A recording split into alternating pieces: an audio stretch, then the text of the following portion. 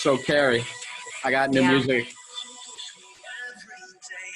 This is like royalty-free music. It's from a band called Danger, and it's called It Comes in Waves. Welcome to Small Business Update Thursday. It's 3 o'clock somewhere. That somewhere is Phoenix, Arizona. That's where my law partner, Carrie Tatkin, is. She is also our co-host today. Hi, Carrie. Welcome to being co-host. Now, Carrie's like the founding partner with me of Radix Law. So it's just me and her, so she's used to this nonsense. She's been doing it for a dozen years. Back when we started, I think that we had President Obama for like 3 weeks. So that's how long we've been together.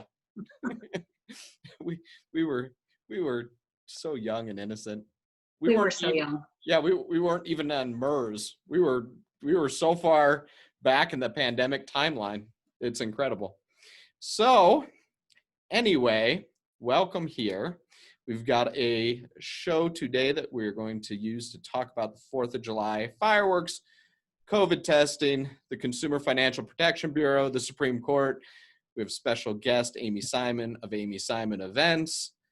And you know what the big news was out of our little show last week, by the way, Carrie, which is that I can see like what are popular segments on the show. Turns out everybody liked John's Medical Corner, where I talked about the problems with vaccines. So John's Medical Corner is back. I promise not to rant today, although this might just be a 1-week break. So with that said, we start with the important news of the day, like always. Sports. So you're right. Right for sports. You want to take this one, Carrie, or do I got this one? I got nothing on sports. Professional U.S. golfer Cameron Champ immediately withdrew from the PGA Tour's Travelers Championship last Tuesday and announced plans to self-quarantine for 14 days after testing positive for the coronavirus. 5 days later, he tested negative 3 times, raising questions about the accuracy of the tests that are being used by professional sports to screen players before big events and games. Do you have any theories about why he tested positive and then negative 3 times? I don't know. Well, do you? there are some theories. One theory is, of course, that he was positive and was nearing the recovery road and had recovered within those days. Sure. And so that's one possibility. The rest we're going to talk about on John's Medical Corner. This is just a big build-up to John's Medical Corner now. Perhaps you'll announce a vaccine, and then that would be good.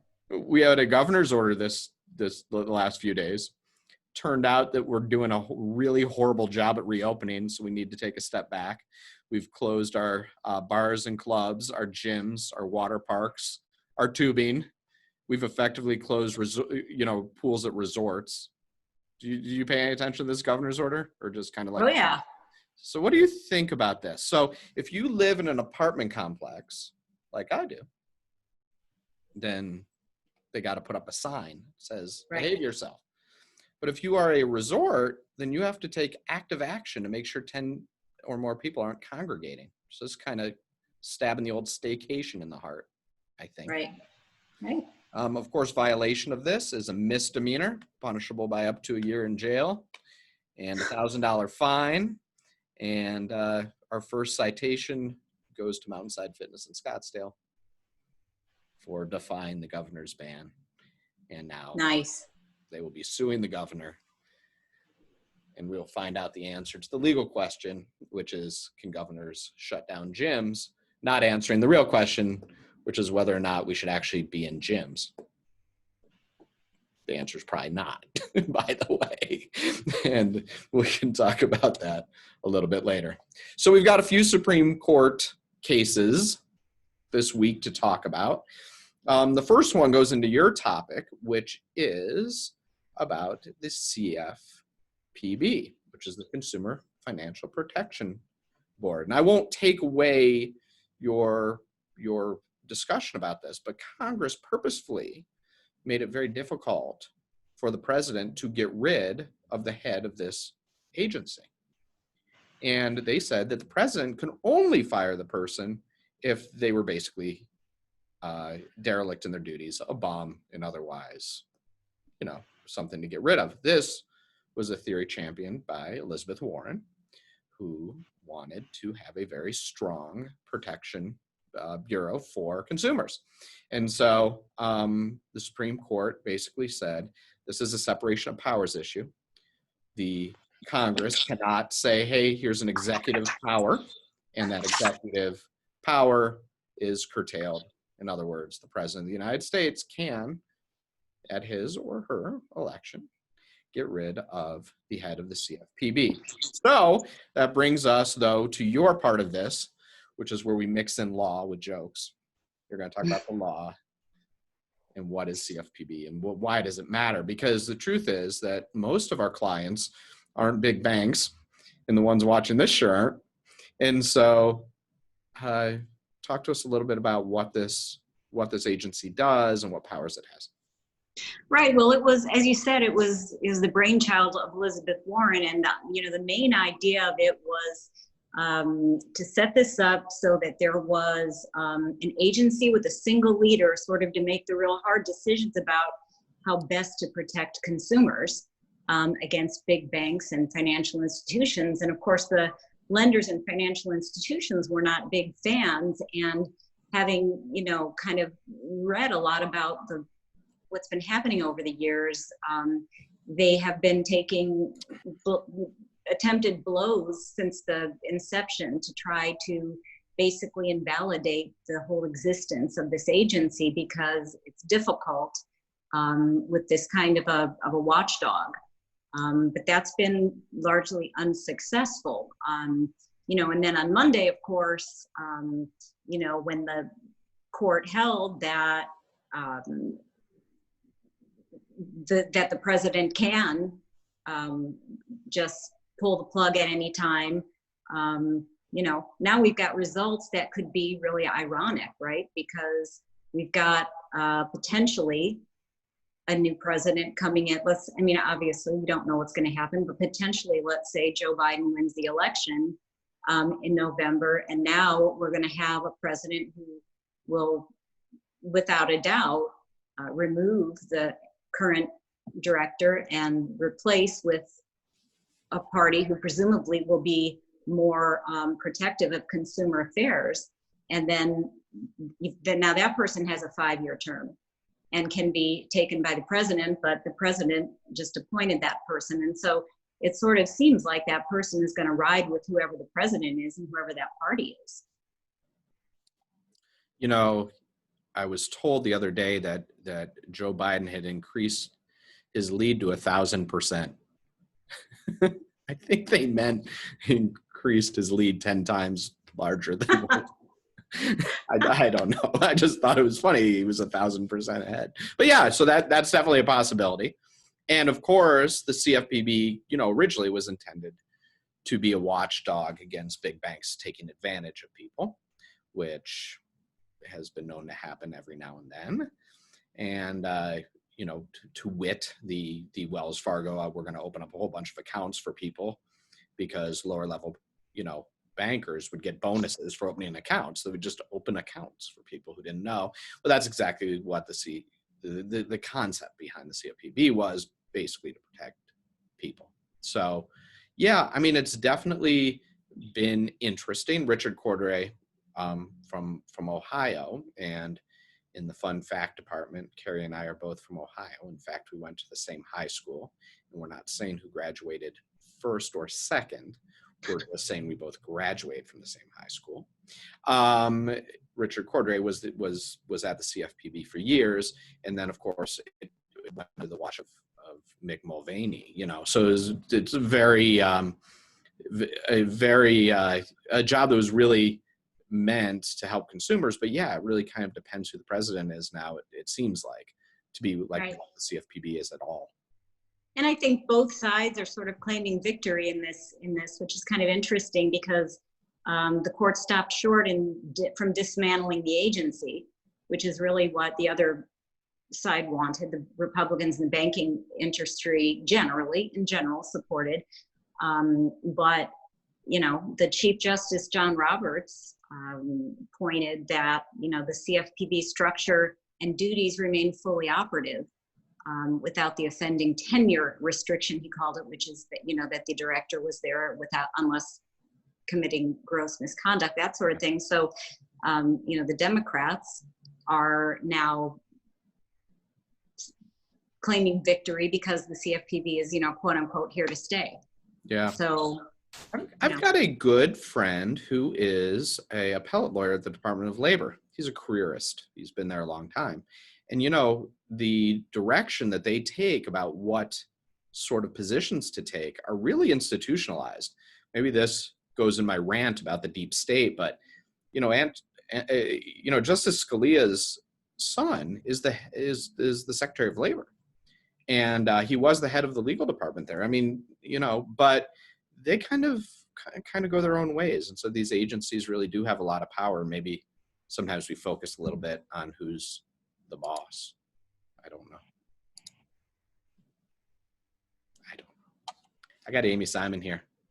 She got hired by Amy Simon Events, which is convenient.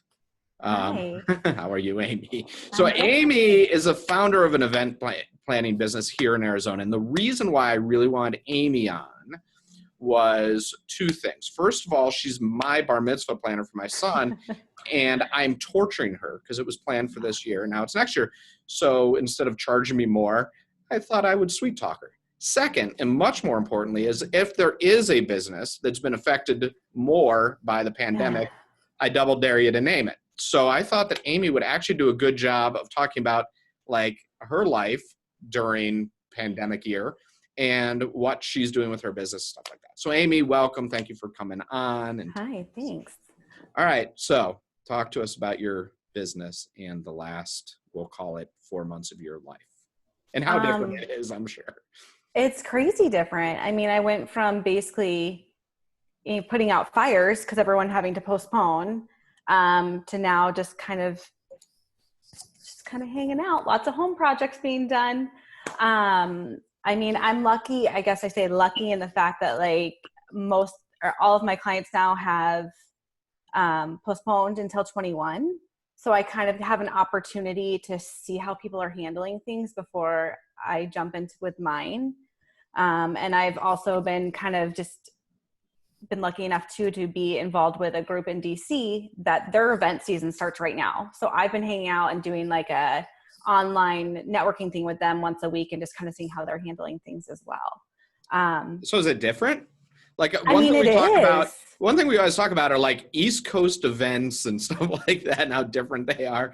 Like, how are they handling all this on the East I mean, so the word on the street right now is like micro events or micro mitzvahs and stuff like that. So a lot of things are happening. Like for a mitzvah, for instance, they're still doing the service online. They're still doing all that kind of stuff. And then they do these like micro mitzvahs where maybe 10 people are coming to the house, like the family, and then they're having the kids stand in the driveway with like the big setup behind them. And then like groups of 10 friends are coming every like 30, like they get to come for 30 minutes and then a 20-minute break in between. So there's no overlap. And then like 10 more kids come and like do that. So that's how like they're starting to handle things. It just, I mean, you deal with what you can, I guess. I mean, events, like we saw them in, January of this year, February of this year, like those type of events aren't going to happen for a very long time. Yeah. So just trying to be innovative and figure out like how we can pivot. Yeah. And so are we going to do that? Is that like Arizona people are talking about alternative events? And I mean, you obviously work with amazing themed events and a ton of vendors and kind of all the stuff that goes into a big event. And so are people just like, hey, let's just do this? Hope so. Yeah. I mean, I hope so. I hope we'll be able to pivot. However, I mean this lovingly because born and raised from Arizona. Arizona is not like anything else. We do things differently here. The people of Arizona, as you guys have, I'm sure, discussed before, like don't follow rules. So up until recently, there wasn't really like an official ban on events. Like it kind of was, but everything was kind of gray. So up until this last executive order, and it was specifically said like ban of events 50 or more, like I think people are starting to take it a little bit more seriously now. So I'm hoping that like, if we can get these under control, we can start doing that. But I don't know, you have a 13-year-old. How am I going to keep 13-year-olds socially distanced and away from each other? So it's just kind of figuring out how to do that. They're naturally socially distant, which is the most interesting part of the whole thing, because they spend time like we used to on the phone, except they spend it face chatting with each other, and they play video games, and it is like every other day. So it's just different. But yeah, I mean, once they get into a party, forget it. And that's what happened with a lot of graduation parties. Right. I mean, I will say there are a couple of companies in town, one specifically who I think made the most amazing pivot at all. Like there was 2 DJs who were doing, one had like a game show that they would do in person, and they got together and they did it online. So now they are hosting these big game shows like that are totally interactive and like so fun. Yeah. And I think the kids will like that as like an alternative to an in-person celebration right now. So how do you keep yourself busy? I saw you were trying some new things. You know, like for me, it's kind of hard as a planner. I don't have a product. Like everybody else in the industry kind of has a product to give you. So even if it's invitations, you can do a pivot to an online invitation or a website. A DJ can do, it's just me. I'm the product. So for me, it's really just been trying to find like all the resources that I can for clients and kind of working with them and, you know, almost acting like as a therapist to get you through this and let's figure it all out. And then, you know, my house has never had so many projects done, and that's how I'm keeping myself busy until events pick up. It's just lots of research and, you know, getting stuff done around the house that we've put off for 7 years. So you know, like a lot of people have been that like watch these have been really into getting money from the Paycheck Protection Program. Have you done that? I applied because everyone told me to. Yeah. Like, you know, I was like, sure. I ended up getting the forgivable, you know, like $1,000, whatever. And then I was told to come back for the repair. And for me, it just wasn't worth it. Like, it's just me. I have low overhead. Luckily though, that $1,000, my computer crashed. And so I was able to like kind of take care of that. And it wasn't an issue. But for me, it didn't make sense for me. Like, I'd rather that money go to someone who needs it more than I do. So. Well, we definitely appreciate you kind of giving perspective. I've been being horrible and grabbing people from around the world instead of thinking about people in Arizona. So I'm glad you were able to talk. And thanks so much. And Amy, you know, is been doing events for quite a while and is known as one of the more creative types. So Amy Simon at Amy Simon Events. If you need anything, I will put a link in, you know, in the little description.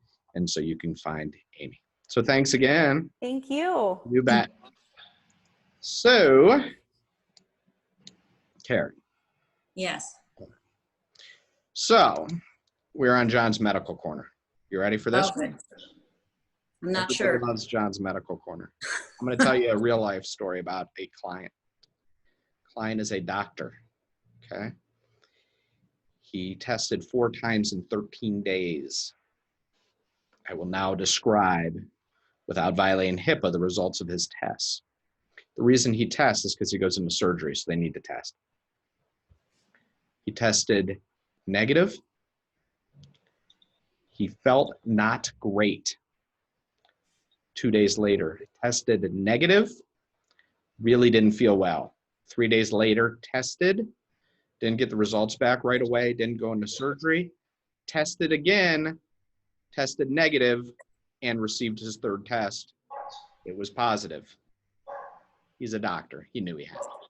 He didn't perform surgeries, okay, but he has COVID, okay? This is obviously kind of scary news when this comes from your doctor client, right? Right. Turns out Johns Hopkins did a study. I am putting up that link for everybody. You will see it in the comments. If you are with us live, you will see it in the chat area. Turns out that Johns Hopkins did a study on this, and the results were a little bit troubling, to say the least. It turns out that putting together all the information that the PCR test And for those of you who aren't a doctor, like I'm pretending to be right now, that is the test for active infection, okay? This is not the antibody test, it's active infection. In the 4 days after infection, they were 67% more likely to test negative, even if they had the virus. After displaying symptoms of the virus, the false negative rate was 38%. And the test 8 days after infection, which on average was 3 days after symptom onset, showed 20% of the tests came back false negative for people who had the virus. So what does that tell us in John's Doctor Corner today? Just because you have a negative test, if you have symptoms, stay home. It is more possible than you believe that that test will come back negative, even though you have the virus. And if that wasn't the scariest little John's Medical Corner, I don't know what is. Surprising, Carrie? I'm really surprised. I did not know those statistics, and it's very frightening because, you know, you take these tests, and especially thinking of your friend, the doctor, who's going in there now, you know, like you said, he knew he was sick and he didn't go, but I think many people would, feeling that they have some sort of, you know, assurance that they're not sick, and then they're spreading. So that's very frightening. On the day of that second test, he had a fever. He subsequent to that had body aches and some other things that gave him the hint that he had it. He believes that he got it from his kids who were out partying, because there you go. And so there you go. So the answer for our friend James Kahn is, what's the incidence of false positive? The answer is, I don't know, but it looks like it could be as high as 20%, and that is a full 8 days after the infection. So pretty high, a lot higher than we'd like it to be. So there you go. There's Medical Corner, almost Medical Corner. Let's talk about abortion, not because I really want to get into the abortion debate, but because there was a case that came through that surprised a lot of people from the Supreme Court. The fact of June Medical Services versus Russo are about a case out of Louisiana. So Louisiana passed a statute that said that a doctor performing abortions needed to have admitting privileges to a local hospital. Now, obviously, what we saw in Texas, which had this in 2016, a law that was struck down, is that effectively made abortion illegal in the state. And that is because, of course, that the local hospitals would not give admitting privileges. Okay, so far so good. They have a technically, you know, a law that doesn't outlaw abortions, but effectively does. In 2016, the Supreme Court, by a 5-3 decision, the reason there weren't 9 votes is because this is during that Merrick Garland time. Okay, this is the time after Justice Scalia died. The Supreme Court held that the Texas law was illegal. John Roberts was part of the dissenting judges. This time around, with a newly constructed court, it was a 5-4 decision that struck down, once again, a very similar law to Texas, with John Roberts writing the opinion. And everybody said, oh, that's crazy, he changed his mind. I want to talk a little bit about a concept called Starry Decisis. Now, that makes me sound fancy in Latin, but the truth is that all it means is that once the Supreme Court or somebody else has made a ruling, that is the rule for all the courts below it. And the reason why that's very important is because Carrie and I don't know what to do every day. But if we read a Supreme Court decision, or that from a Court of Appeals or the Arizona Supreme Court, we feel that we could advise our clients, hey, this is what the law is. And that principle allows us to have law that is consistent and isn't an ongoing debate or problem. So far, so good. Did I do a good job explaining Starry Decisis? So Justice Roberts, Chief Justice Roberts, wasn't saying he liked the abortion law. He was just saying we're not going to get in the habit of flip-flopping back and forth. Now, of course, there's a history to that, right? And that is Plessy versus Ferguson, which basically said that laws that segregated people by race were okay as long as they were separate but equal accommodations. And then Brown versus Board of Education said yeah, we can't have separate schools and separate trains and separate stuff because inherently that's unequal.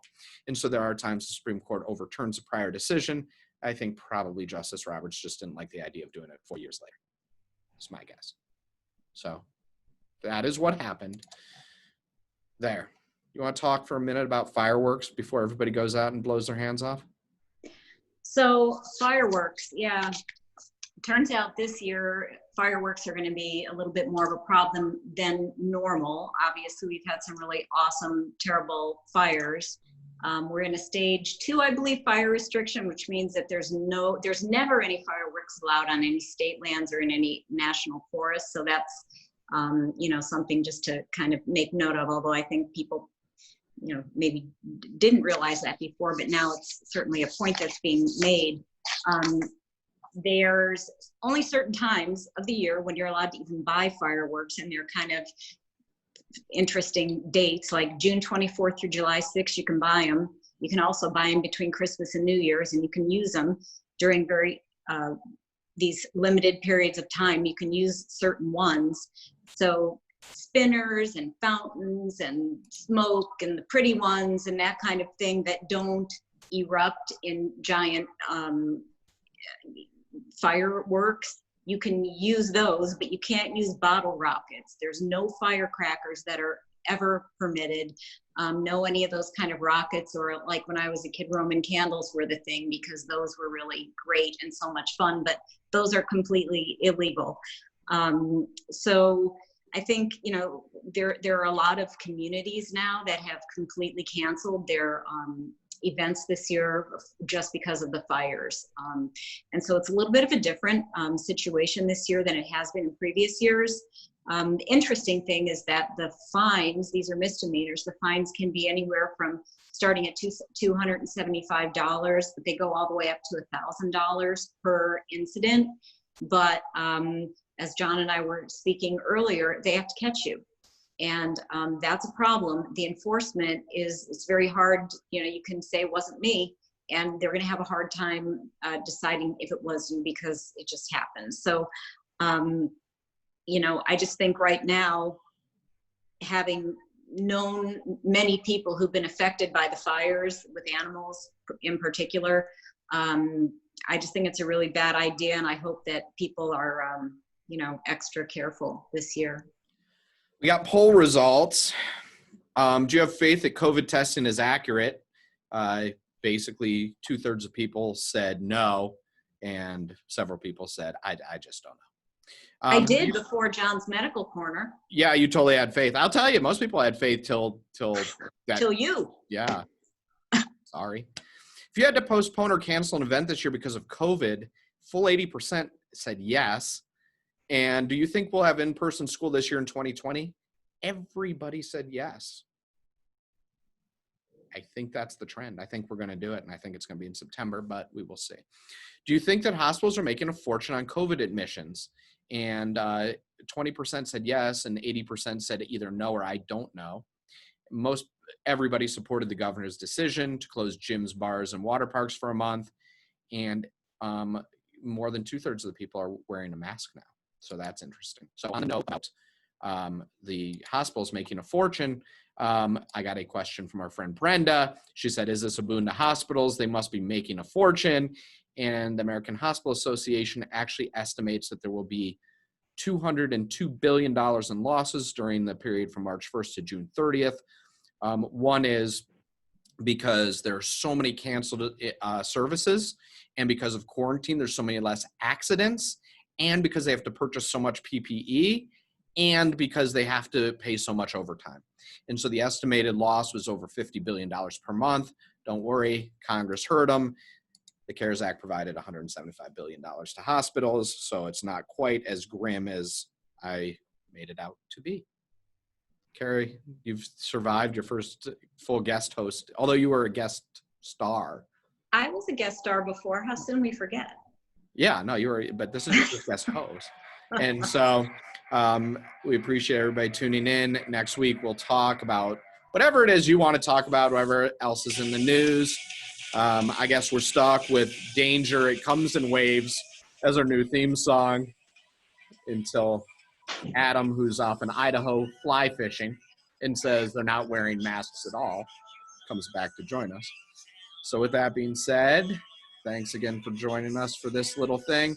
See it on YouTube at youtube.com/fruitkinlaw, or of course it's a podcast, Apple Podcasts, Spotify, blah, blah, blah, anywhere you get a podcast. And hopefully they won't be censoring our music anymore. Thanks again.